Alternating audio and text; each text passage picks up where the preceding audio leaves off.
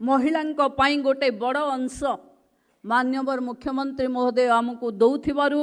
आमे ओडिशार महिला माने तांको पाखे कृतज्ञ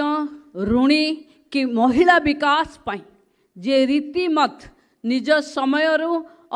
सबु बेले सुभद्रा भौणी मानकर विकास सुभद्रा भौणी मानकर ट्रेनिंग स्किल को अपग्रेड करबा पाई जे निरंतर प्रयास करूचंती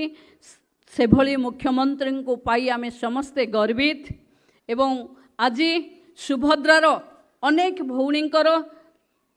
उदाहरण माननीय सचिव आपण पाखे देले खोर्धार काईपदर सस्मिता सुबुद्धि केवल हलदी गुंड उत्पादन करी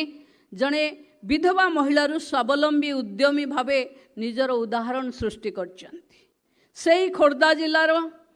कुंभिलर तुल्यतमा महाकूड़ निज घरे गोटे स्टेशनरी दुकान करी तांको परिवारर आर्थिक मजबूत करबा पाई निजे जड़े रोजगारिया भावे घर रे जोड़ी होइछंती। बलांगीर जिलार भालुमुंडा गाँर